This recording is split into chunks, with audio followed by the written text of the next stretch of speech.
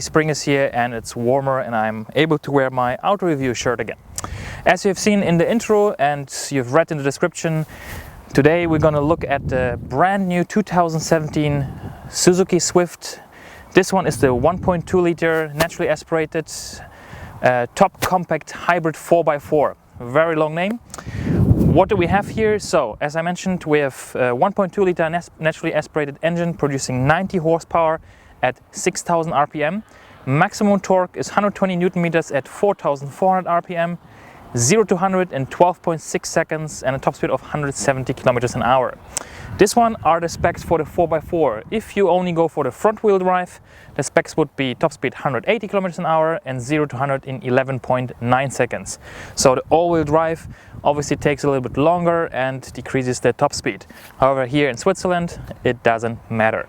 We have actually a premium because for a price of 21,990 francs, you get a pretty much fully equipped car, and you have things on board that you won't even find in some of the mid-class or higher spec cars on the market. For example, we have a dual camera setup in the windshield that checks the space in front of the car and does emergency braking, as well as alerts you in case you're getting too close to another car, an obstacle.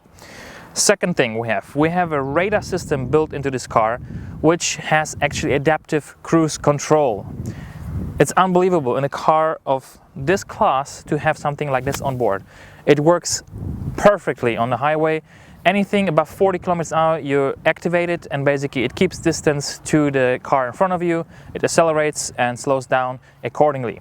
Super nice. Then we have the 4x4, the all-wheel drive system, which actually here in the region like this, where we have snow in the winter, it's something that's really handy if you go up the snowy hills, streets, or even going downhill.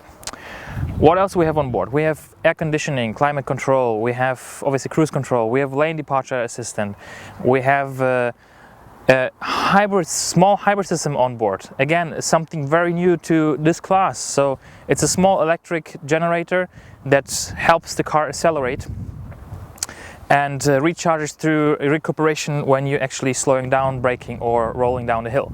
So tons of equipment on board, fun to drive. Let me show you as usual, because you've seen in the intro already the car from the outside. First row, second row, the boot space, and then we hit the road. Enjoy! One. Okay, so the new Suzuki Swift from inside. And what do we have? So as I said, this is the top range version. You have pretty much everything on board that you can order. We start from left to right as usual. We have the electric windows with auto function, however only for the driver. We have electric mirrors and you can fold them in as well, which is again something that you usually don't have in a car of this class. Central locking. Then on the left side we have buttons for the assist systems, lane departure, the front camera, collision warning, start-stop system, ESP on and off. Steering wheel leather wrapped, very nice. On the left side you have the controls for the radio as well as the volume. Here we have the controls for the Bluetooth. On the right we have the cruise control as well as the adaptive radar, plus a speed limiter. Then the dashboard, you have on the left the rev counter, on the right the speed. In the middle you have the screen that splits as well. So now I have, for example, it shows me the engine and the generator, how much battery power I have. You have to switch in between here to go through it. So average fuel consumption, you have the range, then it shows you the last 15 minutes of driving. Total time you drove, echo stop, how much you're basically idle and engine switched off. Clock, we have a G-force meter, we have a torque and power indicator, as well as a statistic on how much you accelerate and brake. The only thing I would have loved is instead of having the button here, would have been another one here. There would have been enough space. Then you have the openings for the air in the middle, which you can turn. The DEB navigation system with the SD card here. Then we can go into the GPS. One important thing, while you're driving, you're not able to put in an address, so you have to be idle or stop at a stop to put an address in. If you drive, it will show you a message you're not able to put in the destination. It's a feature, it's a safety feature. Obviously you can connect your phone as well as Android Auto and Apple CarPlay is working. In the middle we have the controls for the AC with a digital display in the middle, which is kind of cool, so it doesn't actually turn off the screen here like in other cars. It shows you the air condition here. However, I got confused sometimes because you see the temperature here and you always want to turn the middle knob. However, this one is just a display and you have to turn it here. I would have maybe switched it, put this one to turn here, and here put the auto button. Then we have on the bottom USB and aux on the left, 12-volt power socket on the right, little compartment, 2 cup holders. Obviously we have as well a bottle holder in the door, plus a little bin. This one is a 5-speed manual. There is an option of a 6-speed automatic, however not in combination with a 4-wheel drive. Keep that in mind. Manual handbrake, heated seats in one setting, so on and off for driver and passenger. Big glove box for this car, and then obviously the sunshades with a little card holder, however they are not illuminated. That's pretty much it for the first row. Comfortable seating position. You see I'm sitting more than comfortable. I have plenty of headroom. I can adjust the seat in height as well. I can adjust the steering wheel in all directions. So this is all fine. Let's hop into the second row and see how much space we have there. Okay, second row, seat adjusted to me. I always mention it. I'm 184 tall. As you can see, I have plenty of headroom in the back seat.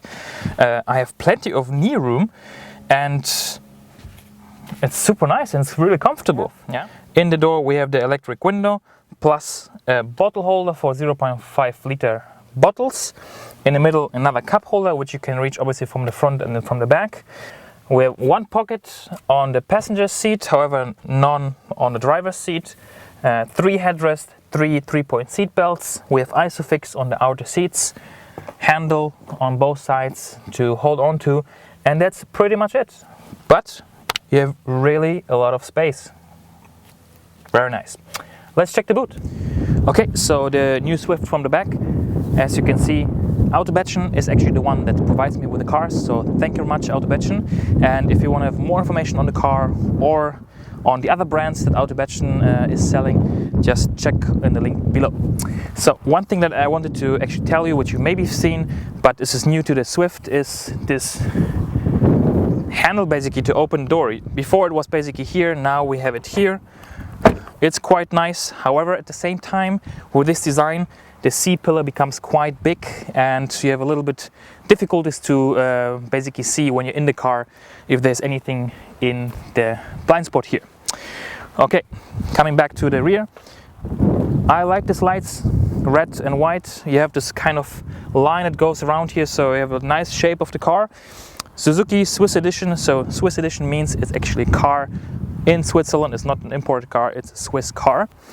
And on the right we have Swift, then we have Allgrip is the 4-wheel drive, and SHVS is small hybrid vehicle by Suzuki.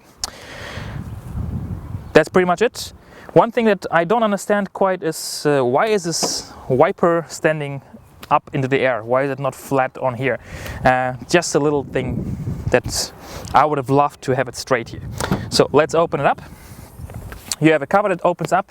I had once or twice an issue with the cover. Basically, when you move it up, it basically slips out of this holder here, and actually then when you close the boot, it will stay up. So just keep in mind that it's fixed in there. Boot space is pretty sufficient. Yeah, I put all my gear inside, and I have still plenty of space to put more. You have no spare wheel. There is a compressor kit underneath the floor. So that's pretty much it. Let's close it up and let's drive. Okay, so let's drive. And first thing that I'll tell you is I do like the fact that this car has so many safety features on board, which is really great if you, for example, share the car with your son or your daughter who just recently did the driver's license, or if you have someone in the family who doesn't drive that often. It's really nice to know that they will be safe, and all this equipment will try to keep them safer than they wouldn't be without it. Okay, so let me start with the things that I think they could have improved, or that I do not like too much about a car. So first thing, and this is actually a big one for myself, is the cruise control only is available from 40 kilometers an hour. I don't understand why. Especially in this next road where we are actually getting into, now there is speed limit 50 and then we're getting into a 30 zone. There's a speed camera right, I can just look at it. And I'm not able to put 30 kilometers an hour as a speed, as a cruise control. Yeah, I can do a speed limiter, but I can not do a cruise control. Because now, okay, I have to hold my foot on the pedal. Yeah, so now if I put cruise control, you see it will accelerate, but I cannot put the speed of 30. So it starts only at 40. Second thing is, when I was actually driving this car the first 2 days, and I was thinking, okay, this is actually a really nice car. I would even consider it myself, but personally, my wife, for example, doesn't drive manual, so she has only an automatic license. If you want, for example, the Suzuki Swift 4x4 with a hybrid and automatic, bad luck, you can't get it. So either you drive manual and you have all this, or you take the automatic, which is a 6-speed, which is great, because this one only is a 5-speed. I would have loved a 6 gear. However, then you can't get a 4x4. Shame. And the last thing is the engine. It's actually great for saving fuel, because I mentioned I was able to go the lowest 4.7 on the highway with a 4x4 is not bad. And the car weighs, okay, not too much, it's only 1,085 kilograms. By the way, the 4x4 weighs approximately 90 kilograms more than the two-wheel drive version. And the engine, I felt it was a little bit too weak, especially when you go up the hill. There's a highway here, or if you go really into the hills like towards Beatenberg, you constantly have to shift with this 1.2 naturally aspirated. I usually like naturally aspirated engines, but I think in this case I would prefer the 1 liter turbo, which has 111 horsepower. Actually, I think I mentioned 110 before, it's 111 horsepower.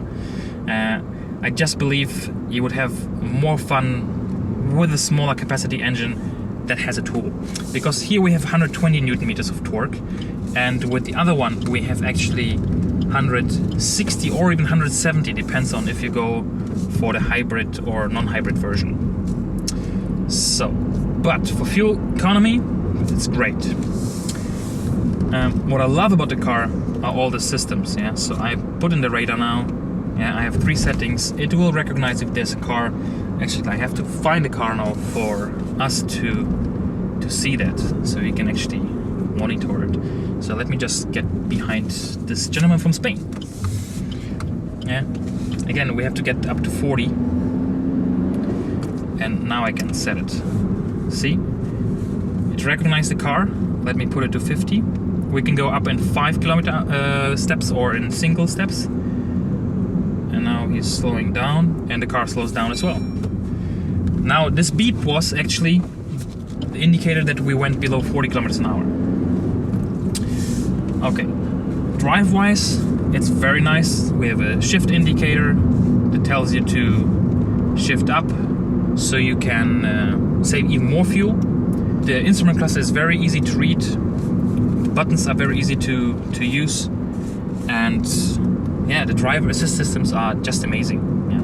So now let's see if you're gonna recognize it again. We are quite far away. However, it will show you if the car actually, if the radar detects a car, which it does. Now, that was the collision warning. I actually stepped in, but that was the collision warning. If I wouldn't have not stepped in, at one point it would have,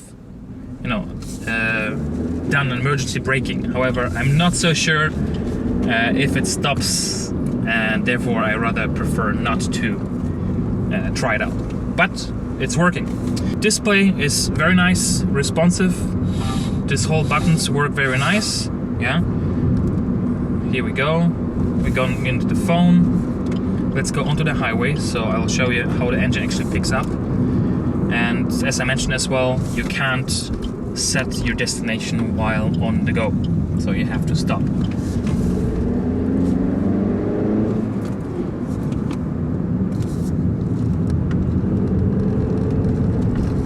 So now I'm in third gear, full throttle, yeah? Pedal to the metal. 80, 90, 100. So it will go, but again, it needs revs. So what I mentioned about the 1.2 versus the 1.0 turbo, this one has the torque at 4,400, while the turbo one has the maximum torque between 1,700 and 2,000 RPM, which is right at the beginning of the rev range, and that's gonna make the difference. Yeah, so cruise control in. Let me just get behind the car. And then it's very easy, super to drive. So if you're looking for a daily commuter and you're doing quite a lot of highway, this thing is great. Yeah, it will save you money because it's fuel efficient.